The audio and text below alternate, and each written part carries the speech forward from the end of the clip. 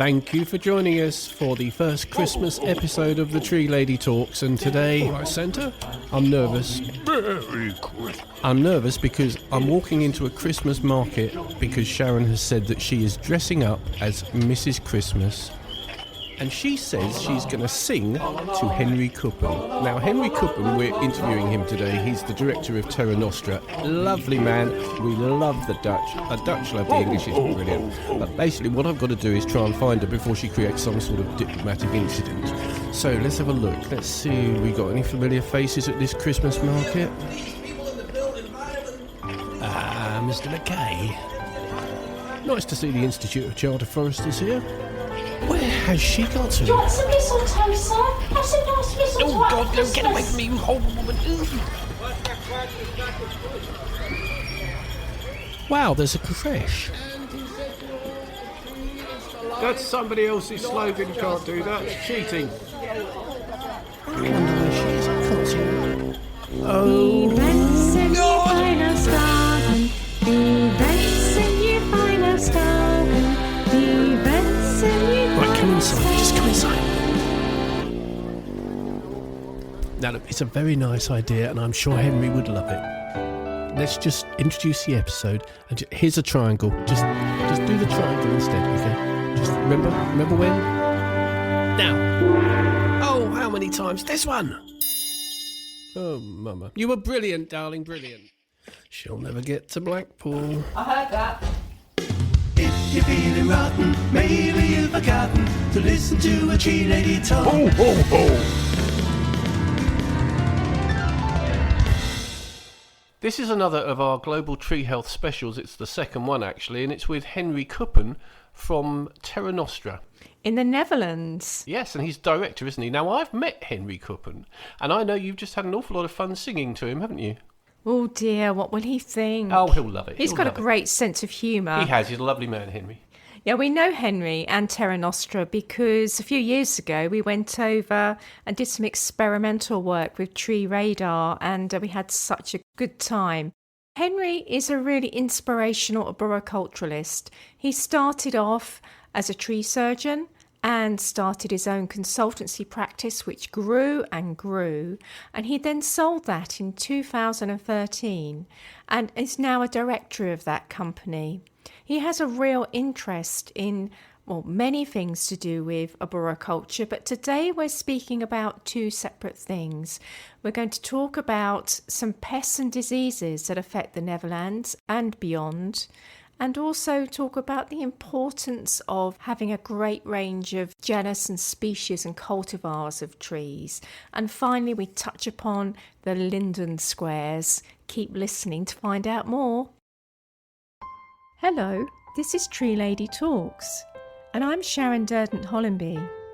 All music and production is by Noel Durdant-Hollenby, and all views expressed by me or the interviewees are entirely personal. Welcome to Henry Kuppen from Terra Nostra. Hello. So Henry, tell us a little bit about yourself. Yeah, where shall I start? Well, I'm 56 years old. I'm from the Netherlands. I started my career as an arborist in '83. So every time when I say that, I think, now you're really getting old. But it means I've got a lot of practical experience. Had my own company until 2013, and then I realized I'm doing the things I don't like anymore. I was managing people. I can handle people, that's not that problem, but I want to give my energy to trees. Henry, I completely agree with you because that was my situation. So I managed a very large company, although I didn't own it. Yeah. And I left that to set up my company so I could just focus on trees.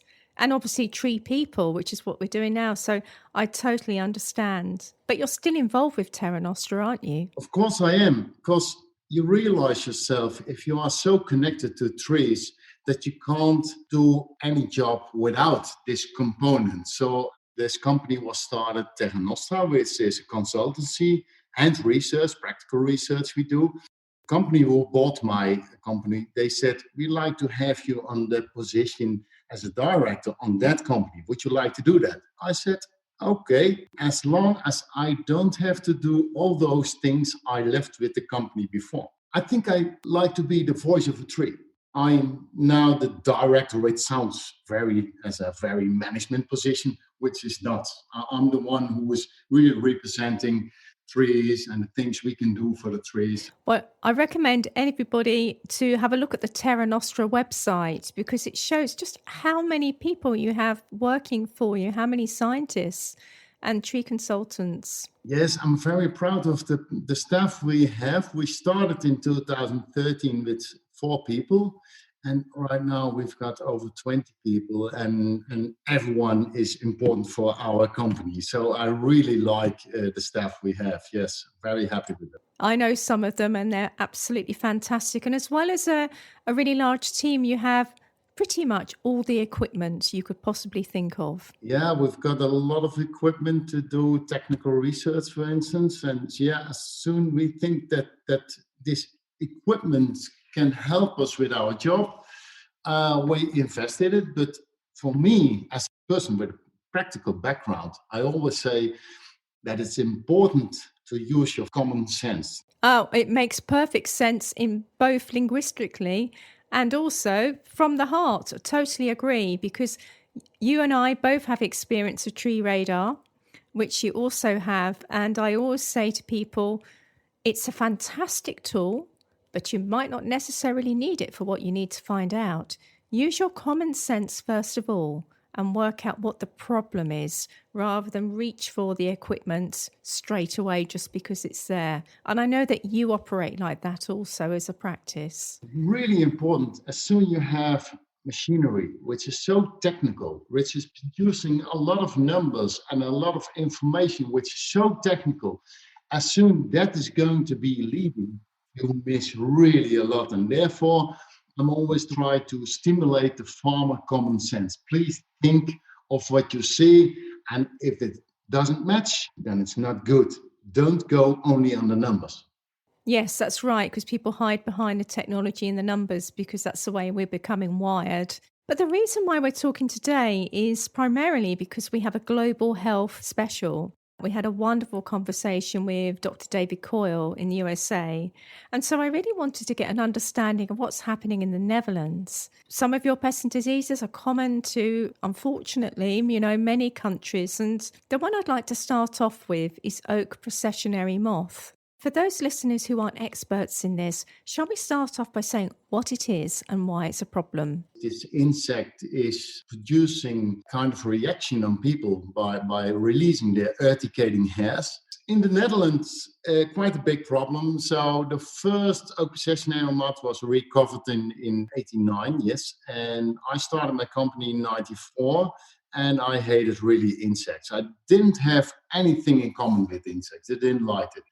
From that moment, I had to do something with this insect. And this insect was spreading everywhere in the Netherlands where oaks are. What we see in the Netherlands, that infestation is so heavy over here, and especially in those areas where oak is dominant, that this is costing our country millions and millions for the management. People really have a lot of problems with this. Constantly, there is a kind of nuisance, and especially in those areas where oak is dominant. It's not so much that the oak processionary moth harms the trees. It's a fact that it harms people because of these irritating hairs. And it's not a little itch, is it? It's a serious medical condition. How do you manage it? What do you do? Well, it's funny that you start by asking, is it not a tree problem? Because I'm involved with oak processionary management in the UK since 2009. It was introduced in 2006 in the UK. And that was the first thing I had to struggle in the UK, that people said, okay, the Forestry Commission was involved and said, we have to eradicate this insect because this insect is harming trees. I said, no, that's not your problem. The problem is that this insect is having effects on people. If you think that you have to manage this insect because it's harming trees, then you can understand that you have a completely different management instead of the nuisance people can have. That means that all the management is based on how the pest is there. So what's the level of this pest? Is it a year with a lot of pest pressure, or is it a low pest pressure? And what is the possibility that people will get nuisance of it? So, in areas where there's a very low population or the oak trees are in the middle of a woodland and hardly anybody goes there, presumably, you're not going to manage those trees. Do you, in fact, zone areas with really high intensity management and other areas where you just leave it to do its thing? Well, acceptance is a very important part of management, and communication is a very important part of management. We are all programmed from our youth on to eradicate pests and diseases. The only thing what you can do is management of it. That means we have risk zones based on what you said. What is the possibility that people will have nuisance of this insect? So we have 3 levels of risk zones, and we combine that with the pest pressure. Since 94, I have a lot of experience in this, and right now I'm one of the Dutch members of the national knowledge group of oak possessionary moth to quantify these levels and to quantify these risk zones. And I think this is a very important part of the management of this insect. And so you try and treat an individual tree with insecticides and bagging up the nests and the insects. Is that correct? For years, we know that if you take a nest away by hoovering it and the nest is removed, then you use this technique in a period when there is a lot of nuisance. Because when you see them, they have these urticating hairs and they release it quite easily, and especially if you hoover those nests away.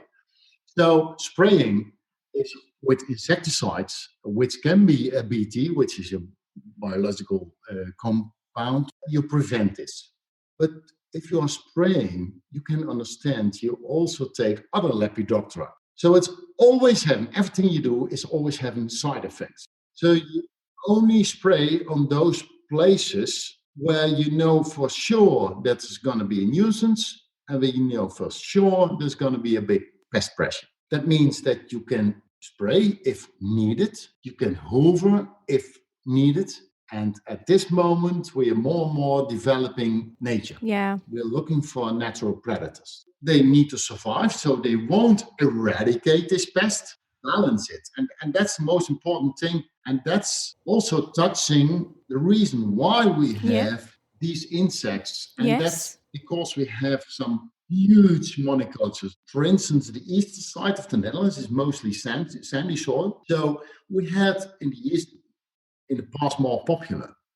But popular with the high density of people like we have in the Netherlands is not a very nice tree. No, you're right, because it sheds branches and it decays quickly, it's short-lived and it's very fast growing. So, and it suckers from its roots, and it's a problem in urban areas, although it obviously has some value. To have a monoculture of anything is bad. But there are some predictable defects they can produce by throwing their branches. So therefore, in years, and especially combined with that, we are using leather shoes and not wooden shoes anymore, of course, because they were made for popular.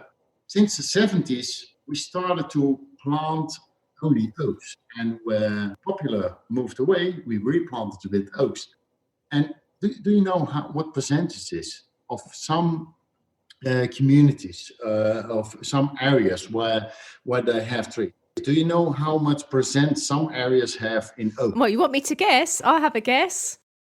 Well, a really high percentage for me of one species of tree in an urban area would be 25%.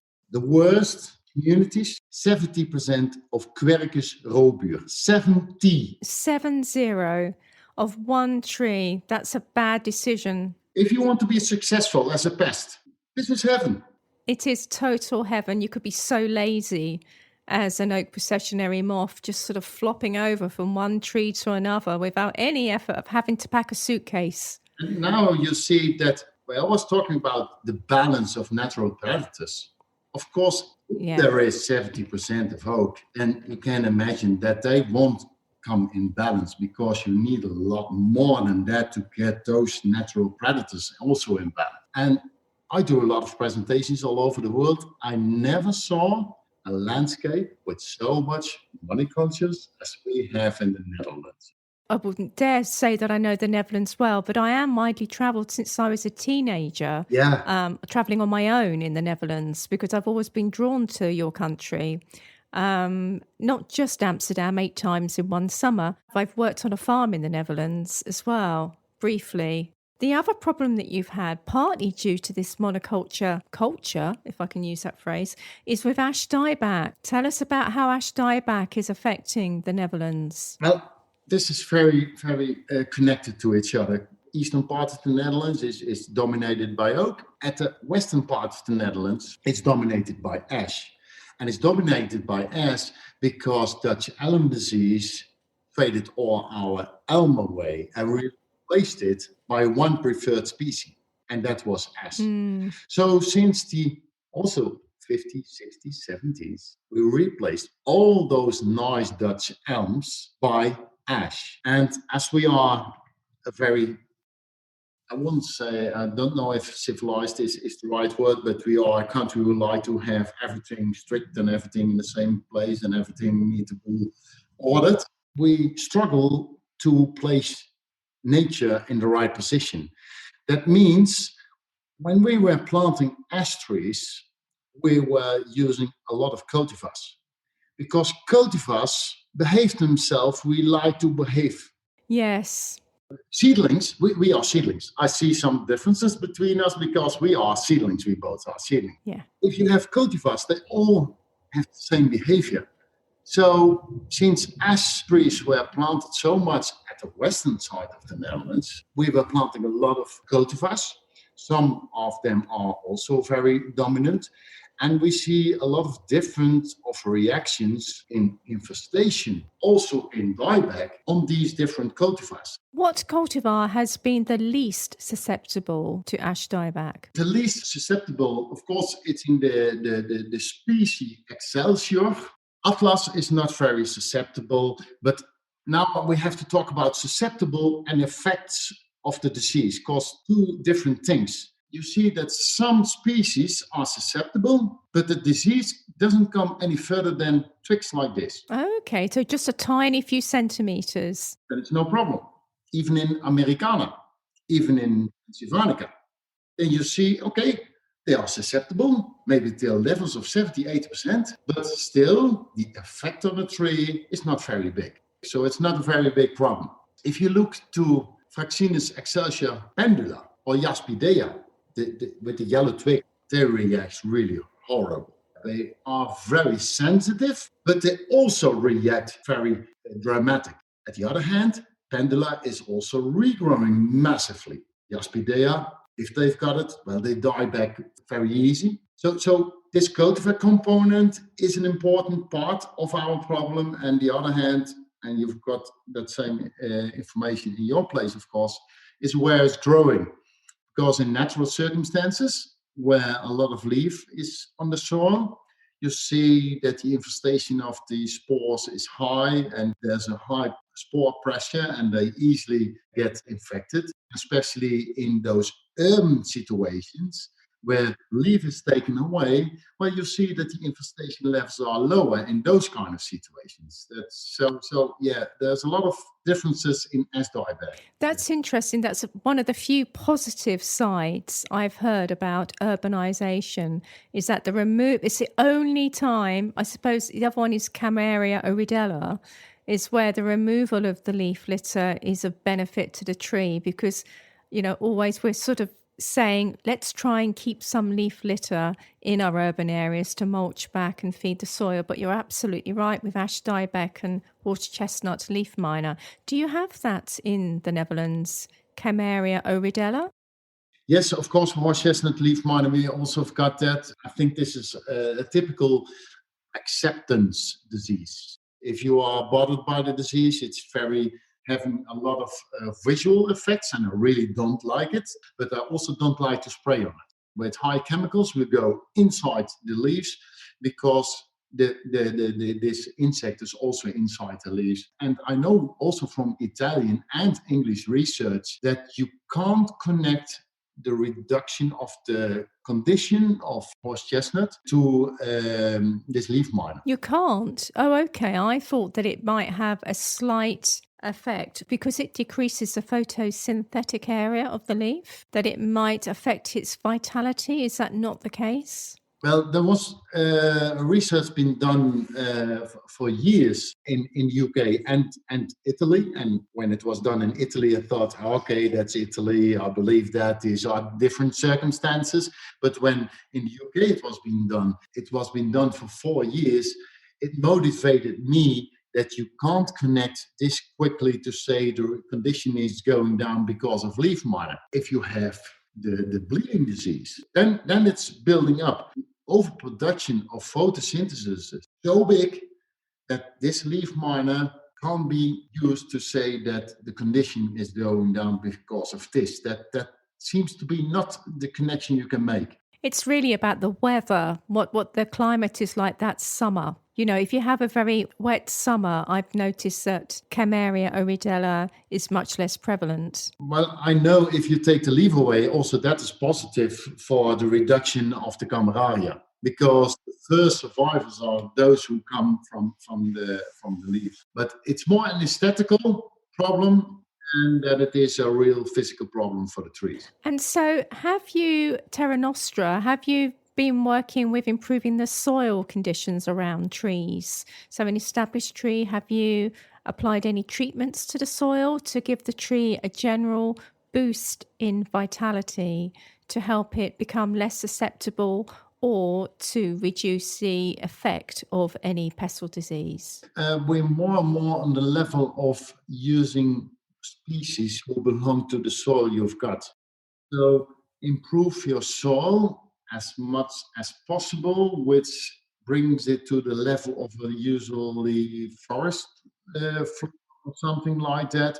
But stop bringing in soils from everywhere and exchange it. I think it's better to see what do I have over here, what kind of species will grow over here, and what kind of natural compounds do I need to start this tree, to give this tree a good place. So we are more and more on volume, on the right soil, than that we say you need to inject or all those kind of things. I think mulching is more and more the way we are promoting. And what I say, from my opinion of quality and from the work I did with iTree, I promote as much as possible trees in open soil, because that's the most easiest thing you can do. I totally agree. I mean, it's great that we have fantastic products out there to help trees root in hard surfaces. And it's great there are systems where we can incorporate sustainable urban drainage and underground services. That's tremendous improvement.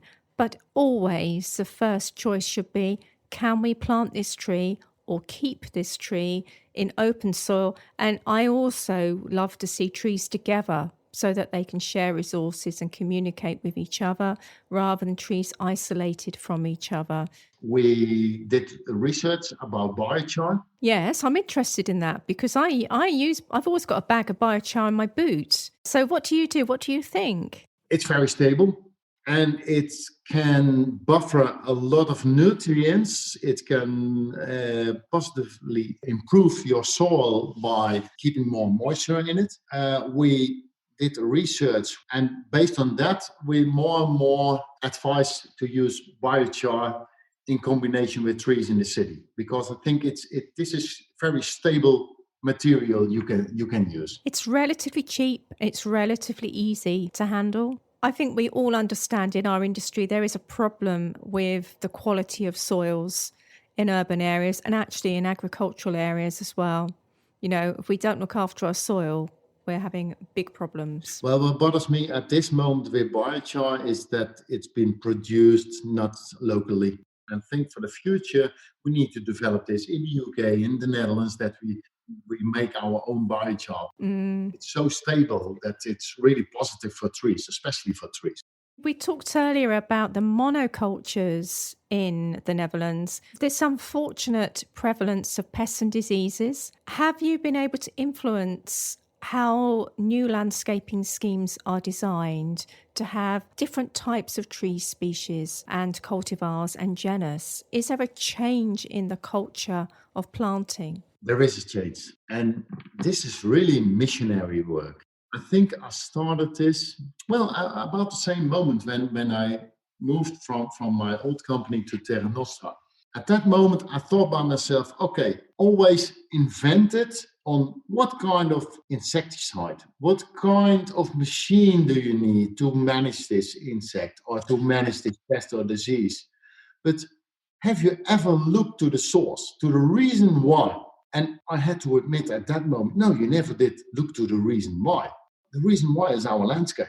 But I'm not the one who is designing the landscape. So I thought, okay, how am I going to influence these people? And what helped me really a lot, I introduced the rule of Frank Santamore in the Netherlands. And every time I did a presentation, I said, use the 10-20-30 rule. You're familiar with that?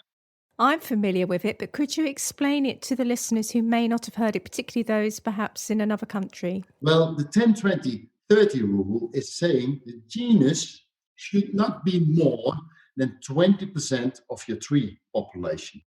The species, Quercus robur, should not be more than 10% of your tree population. And the family, which is above this, which is Fagaceae, should not be more than 30% of your tree population.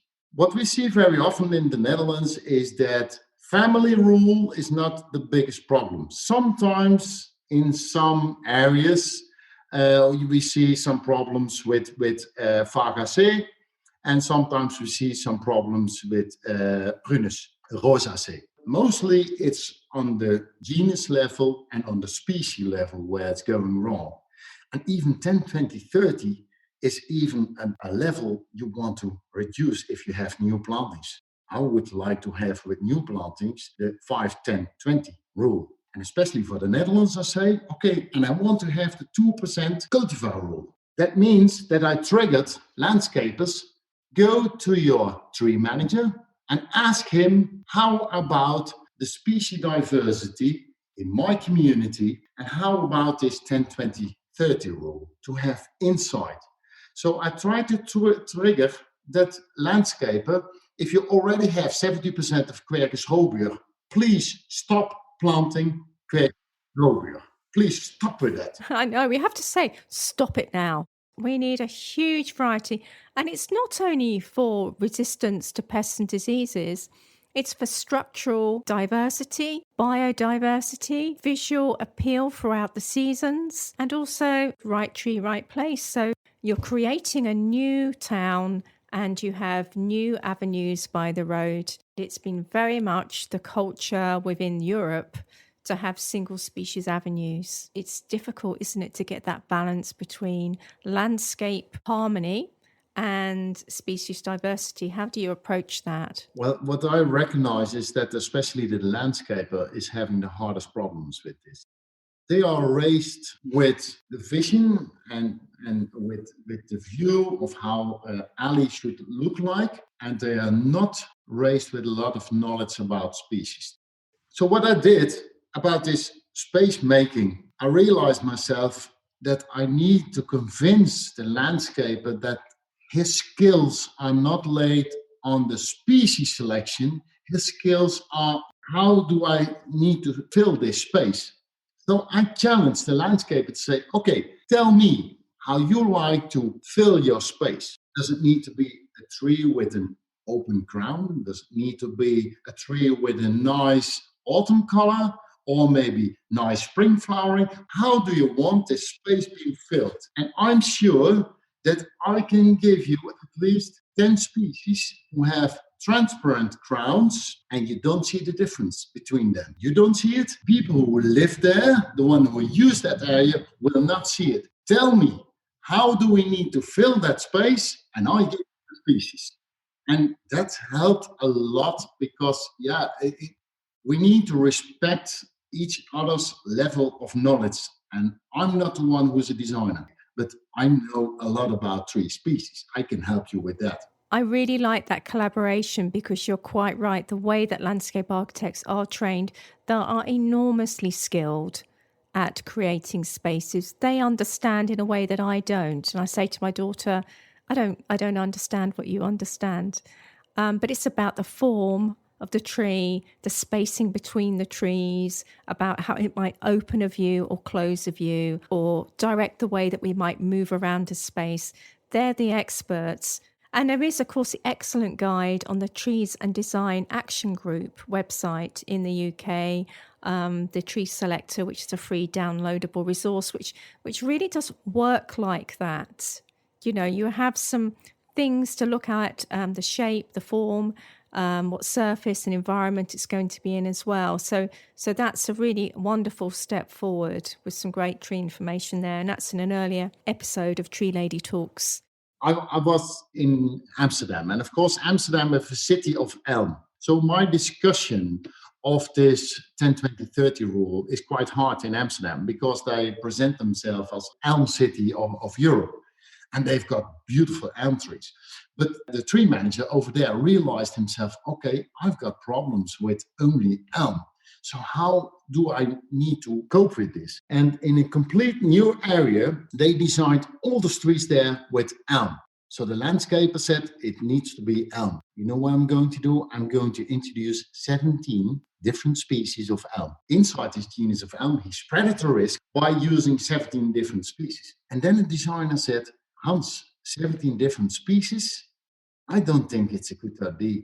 And Hans said, the manager said, don't worry, the next 10 years, you won't see any difference. I said, okay, then I'm okay with it. After 3 years, it was columnary, it was cathedral. So it was going up and it was leaning down. In 3 years' time, there was such a big difference. But it was so beautiful because in autumn, there was yellow, there was green and all kind of different colors. So after 3 years, the landscaper took people to that area to see, look what I did. What I mean to say is people have to get used to it. And that takes time also. What is the feeling of the Dutch people? What is the national vibe? The national vibe is changing. When I started my work in 1983, I'm from the rural area. So most of the people I know from there were farmers. And they said, what are you going to do? You are going to work in trees? If you have problems with trees, cut them down, especially in the small places, in the small villages. As soon as the tree was growing higher than the roof, then they cut the head off. When I went then to cities, then I realized myself, hey, people in cities, they respect more the trees than people in rural areas. I think at this moment in the cities, we really respect trees, but also in these rural areas, we respect trees. So more and more, we see how important trees are. And of course, because of Corona, you see that a lot of budgets will go down. But I'm quite convinced that trees are so important right now that they won't cut that quickly the budget for trees, because we are convinced with the climate we got right now. We had 3 ugly dry years. It's really horrible. We realize ourselves we really need trees. We need them. So I think at this moment we have more and more understanding for trees. And if you have a problem, you don't cut them down at first. No. I think we are positive on trees. Yes, I think the same here in the UK. And I think that with coronavirus and people spending a lot more time at home or only in their immediate area, they've become so aware of the trees outside their window.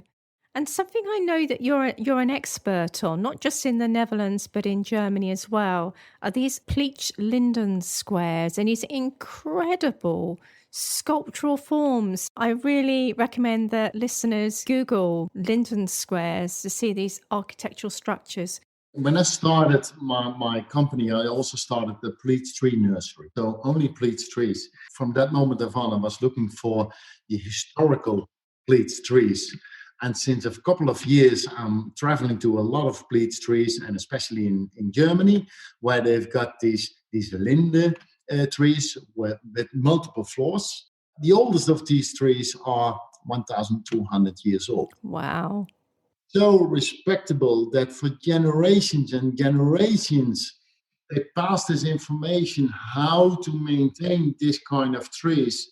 And the most amazing example I ever saw is a Tanzlinde, which means a dancing linde. Yes. The tree is not dancing, but the people go inside this tree to dance on a level of 3 meters. And the most extraordinary tree I saw was having 90 square meters of dancing floor inside this tree. Wow. Imagine drinking a beer and dancing inside a tree with 90 square meters. You gave an excellent presentation for the Arboricultural Association's webinars, which has been a fantastic series on trees.org. So I highly recommend that listeners check out the Arboricultural Association's website, their online learning, and you gave a fantastic presentation about that. And it got me thinking about how important trees like that are to our social well-being. I imagine that people propose for marriage underneath the trees, made friendship. Yeah, in those small villages, they have a very prominent place inside the center of those places. But now it's more a place to come together, a place to celebrate, a place to have their beer parties and those kind of things. But you said in small places. But can you imagine if you have a city and you realize inside a city, a tree like this with the umbrella of 250 square meters, because some of them have this kind of umbrellas. I wouldn't limit it to just small places. I would say, why not using this in cities? Why not? We should be planting these for the future. Is that happening in the Netherlands as part of new development? When I started with the pleached tree nursery, I started with to copy the tree of Macron. If people are interested, I write blogs, and one of several blogs are about these pleached trees. I call them fascinated trees. One of them is from Macron. It's a tree layer linde. I copied that linde. And I think about 40 of that kind of trees, I was working on it for 10 or 15 years. And there was one nursery, he came to me and he saw those trees and said, I want to have them. I said, okay, that much. I said, no, I want them all. He bought them all. And from that moment, they planted them in Belgium and for sure, and in the Netherlands on several places where they were before. But still in the Netherlands, we have maybe maximum 10 of remains of these kind of trees. But in Germany, they have about 100 still of these remains. Yes, we need to do that. We need to start a movement, don't we, all across Europe, of having these special planted trees, because post-COVID, I think that people really value getting together and that community spirit, which maybe people didn't bother with before. And I think that trees should be at the heart of that. And these skills that you have that hopefully other people are learning are so important. Henry, tell me how people can sign up to your blog. Well, it's henrykuppen.nl, and you can subscribe yourself over there. And as soon as I publish a new one in English, I also publish them since a while in English, you get automatically an email and there's a new blog on it. Last weekend, I was putting a blog in Dutch, so next week it will be in English, about dead wood in trees and about reflecting our behavior on it. Like we call dead wood defect. But if you think the other way, it's not a defect, it's a value. We are very well in pricing things, but we are not very well in knowing the value. And that's the same with leaf. Leaf, we see this as a waste, but it's a source. It's not a waste. So it's more about how I think about how we approach trees and how we do our management. And that's how I write my blogs. And sometimes I really go mad about these beautiful pleached trees. It really strikes me that you've seen problems and you've got to the root of them.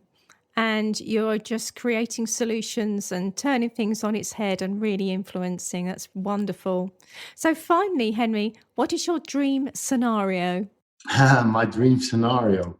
I like to make this a real Dutch dream scenario, which means that we really need to learn to respect all trees. The oldest trees in the Netherlands are maybe 400 years old.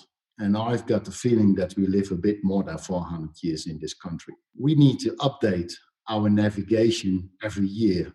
Why? Because our landscape is constantly moving. That means if you are a 100-year-old tree, if you're still there on the same place, it's very easily possible that there's a new landscape design or a new road design on that place. That means we don't have a lot of respect for all trees. As a Dutch society, we really need to have more respect for all trees based on history, but also based on all these ecosystems these trees are giving to us, because they are so valuable. And it's not just wood what is standing there, but this is history what is standing there. And especially with trees, I think we don't respect enough of this history of all trees. Thank you so much. It's been absolutely fascinating. I've loved talking to you. Thank you. Thank you. Well, that was fabulous. Henry, of course, made the fatal mistake of talking about drinking beer.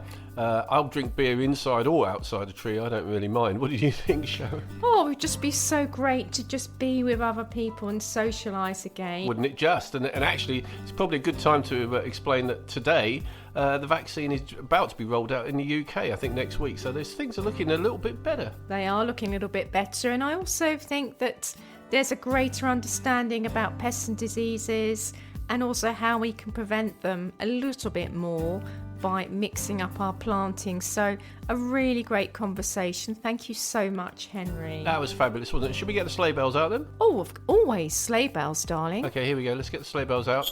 Okay, so wishing to tie in seamlessly to next week's episode, and now for something completely different. Who are we speaking to next week? Well, it's always somebody completely different, isn't it? We like to skit around themes and people. And next week, we're talking to Jonathan Drury, CBE, who has written Around the World in 80 Trees.